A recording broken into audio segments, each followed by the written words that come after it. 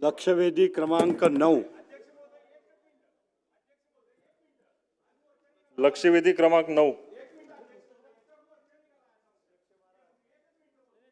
वितरित केल्याप्रमाणे अध्यक्ष महोदय, बसा बसा बसा बसा बसा. पुकारले, आम्हाला बोलू द्या ना. अध्यक्ष महोदय, मी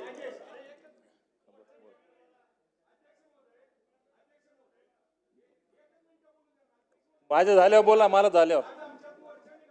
अध्यक्ष महोदय, मी एका फार गंभीर विषयावर आज आपलं लक्ष या ठिकाणी वेधू इच्छितोय. परभणी जिल्हा मध्यवर्ती बँकेच्या वतीने या ठिकाणी फार मोठ्या प्रमाणामध्ये गैरव्यवहार करण्याचा प्रकार मागच्या अनेक वर्षापासून चालू आहे.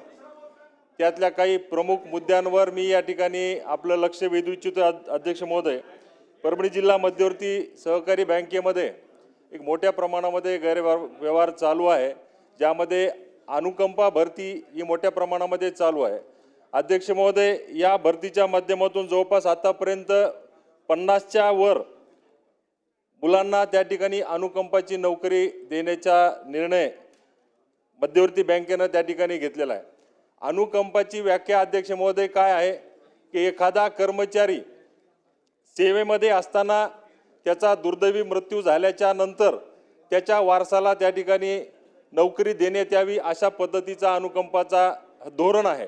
परंतु आमच्या बँकेमध्ये अध्यक्ष महोदय सर्रासपणे एखादा कर्मचारी अनफिट झाला किंवा त्याला अनफिट दाखवलं गेलं, सिव्हिल सर्जनकडे जायचं, त्याच्याकडनं अनफिट प्रमाणपत्र मिळवायचं आणि त्याच्यानंतर त्याला सेवेमध्ये असमर्थ आहे अशा पद्धतीची धारणा धरायची आणि त्याच्यानंतर त्याच्या मुलाला किंवा त्याच्या वारसाला नोकरीत घ्यायचं, लाखो रुपयाचा व्यवहार त्या ठिकाणी करायचा. अशा पद्धतीची भरती मागच्या अनेक वर्षापासून जिल्हा मध्यवर्ती बँकेमध्ये चालू आहे. अनेकदा मी संचालक असल्या कारणानं अनेकदा आक्षेप घेण्याचा प्रयत्न केला, परंतु त्या ठिकाणी जिल्हा मध्यवर्ती बँकेच्या संचालक मंडळामध्ये कसल्याही प्रकारचं आमचा आक्षेप नोंदवून घेतला नाही. माझी विनंती आपल्याला अध्यक्ष महोदय आजच्या निमित्तानं अशी आहे की जे विद्यार्थी होतकरू आहेत, जे विद्यार्थी मागच्या अनेक वर्षापासून स्पर्धा परीक्षा असेल, बँकिंगच्या परीक्षा असेल, याच्यामध्ये अभ्यास करून प्रयत्न करत आहेत, अशा तरुण कार्यकर्त्यांवर, तरुण मुलांवर खऱ्या अर्थानं अन्याय होत आहे.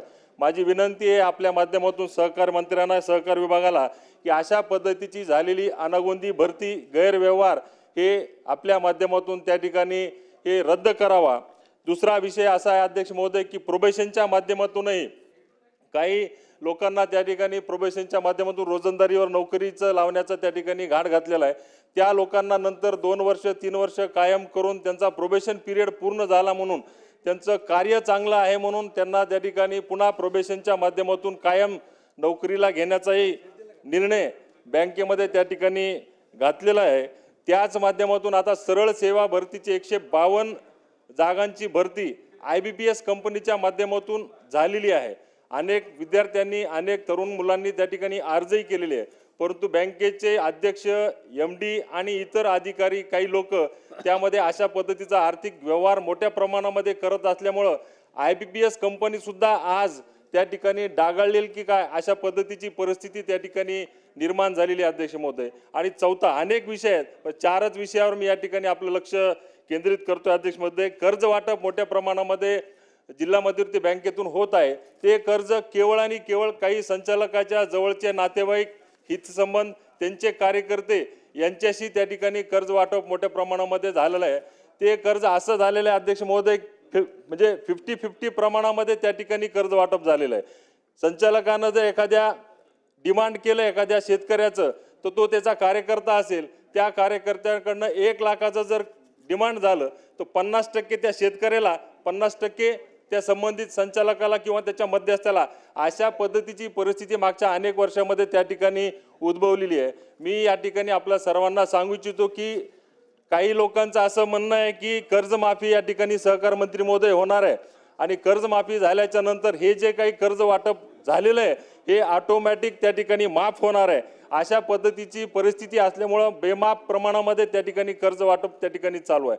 माझी विनंती आपल्या या ठिकाणी मंत्री महोदयांना की ह्या अशा गैरव्यवहाराच्या अनेक तक्रारी मागच्या अनेक दिवसामध्ये दाखल झालेल्या आहेत, खऱ्या अर्थानं या सभागृहाचे सर्वोच्च नेते आदरणीय देवेंद्र फडणवीस साहेब विरोधी पक्ष नेते होते, त्यावेळेस त्यांची तक्रार त्यांच्या पत्रावर दाखल झालेली आहे. त्यानंतर या सभागृहाच्या राज्यमंत्री असलेल्या मेघनादिदी बोर्डीकर त्यांची तक्रार या बँकेच्या गैरव्यवहार संदर्भात झालेली आहे.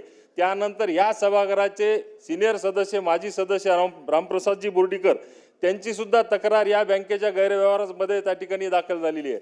नंतर मी विधानसभेचा सदस्य म्हणून ही तक्रार दाखल झालेली आहे. अशा अनेक तक्रारी या बँकेच्या विषयी दाखल झालेल्या आहेत.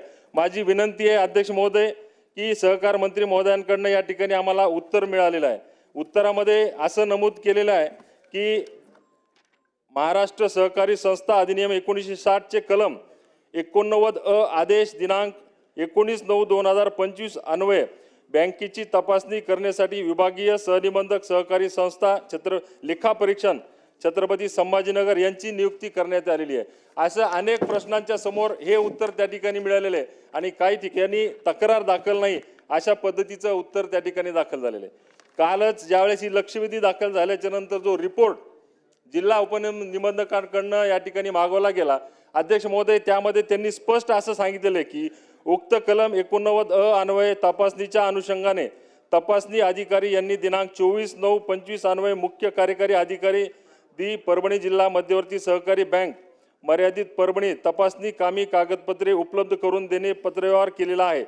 सद्यस्थितीत तपासणी अधिकारी यांच्याशी चर्चा केली असता बँकेने तपासणी कामी कागदपत्रे अद्यापपर्यंत उपलब्ध करून दिली नाही असे चर्चेदरम्यान तपासणी अधिकारी यांनी सांगितले. माझं विनंती आहे सहकार मंत्री महोदयांना की अशा पद्धतीचे मुजोर अधिकारी असतील अनेक वर्षांना जर तक्रारी दाखल करत असतील आणि त्याचा त्या ठिकाणी खुलासा करत नसतील, तक्रारीचं निवारण करत नसतील, तर माझी विनंती आहे की प्रश्न आपल्याकडे आहे की अनुकंप नोकर भरती असेल, प्रोबेशन नोकर भरती असेल, बेकायदेशीर कर्ज वाटप असेल किंवा अन्य ज्या काही बाबी आम्ही या लक्षवेधीच्या माध्यमातून आपल्याकडे मांडलेल्या आहेत त्यामध्ये आपण किती दिवसामध्ये हा निर्णय घेणार चौकशीचा, चौकशी समिती कोणाच्या माध्यमातून आपण त्या ठिकाणी करणार आणि या सर्व तक्रार देऊनही चौकशीला दिरंगाई करणाऱ्या विभागीय सहनिबंधक असतील, जिल्हा उपनिबंधक असतील किंवा इतर अधिकारी असतील यांच्यावर कुठली कठोर कारवाई आपल्या माध्यमातून त्या ठिकाणी केली जाईल आणि किती दिवसामध्ये ती केली जाईल हे आपण सभागृहाला या ठिकाणी अवगत करावे ही नम्र विनंती करतो अध्यक्ष महोदय. धन्यवाद. अध्यक्ष महोदय पुन्हा बोला. आत्ताच माझे मित्र राजेश विटेकरांनी आपल्यासमोर परभणी जिल्हा बँकेच्या पाडा वाचायचं काम केलं. 2022 मध्ये या बँकेला 152 पदाची भरतीसाठी मान्यता दिली. मग अशा अनेक तक्रारी येत होत्या. त्याचबरोबर तक्रारी येत असताना आपण एक पॅनल बोर्ड केलं होतं की या संस्थेकडूनच या लोकांची भरती करावी. मग तक्रारी आल्यानंतर सरकारने एक निर्णय घेतला 31/12/2025 रोजी की ज्या नामांकित कंपन्या आहेत त्या कंपन्याकडून ह्याची भरती करावी. TCS आहे, IBPS आहे, MKCL आहे. त्याच्यापैकी त्या बँकेनं IBPSची निवड केलेली आहे. IBPS म्हणजे लॉंग फॉर्म सांगायची गरज नाही.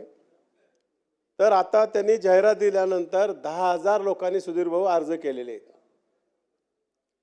पहिला मुद्दा त्यांनी एक आक्षेप घेतलाय की IBPS कंपनीवरच आमचा संशय आहे. अध्यक्ष महाराज, तो शब्द वगळण्यासाठी मला आपल्याला विनंती करायची आहे.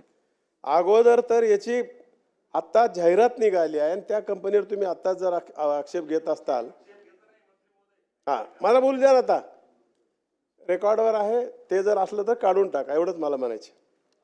दुसरा विषय त्यांनी सांगितला की अनुकंपाच्या संदर्भात बरोबर आहे. अनुकंपाच्या नावाखाली अशा प्रकारचं काही खोटे नाटक झालं ह्याची माहिती आम्हाला भेटलेली आहे. अनुकंपाच्या भरतीमध्ये करत असताना कर्मचारी त्या संस्थेतला ड्युटीवर असताना जर वारला तर त्याच्या नातेवाईकाला, मुलीला, मुलाला, नाताला घेता येते. पण आत्ताच राजेश विटेकरांनी सांगितले की 50 ते 60 लोक सिव्हिल सर्जनकडून अनफिट घेतले. 1 महिन्यामध्ये, 6 महिन्यामध्ये, वर्षामध्ये तो सेवानिवृत्त होणार आहे. म्हणून असं अनफिट सर्टिफिकेट घेऊन 50 ते 60 लोक भरलेली अशी आमच्या विटेकर साहेबाची माहिती आहे.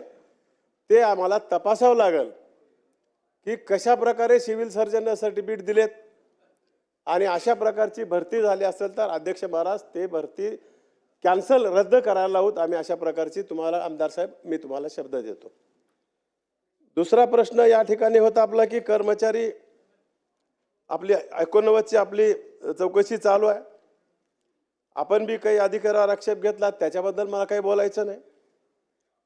पण त्याच्यात काही दिरंगाई झाली असेल तर तुम्हाला त्या दोघांवर बी विश्वास नसला तर आम्ही तुम्हाला सहकार विभागातील अपर निबंधक दर्जाचा एक वरिष्ठ पातळीवरचा अधिकारी देऊन याची तात्काळ तुमची चौकशी करून, आता विलंब लागणार नाही, जॉईंट रजिस्ट्रारपेक्षा वरी भाऊ त्यांच्यावरच आक्षेप आहे DDR आणि जॉईंट रजिस्ट्रारवर. हां ते कोणी का असणार त्यावेळेसचा, त्याच्यावर आपण हा अपर निबंधक नेऊन चौकशी अहवाल तात्काळ या ठिकाणी प्राप्त करून योग्य ती कारवाई केली जाईल. आमदार साहेब.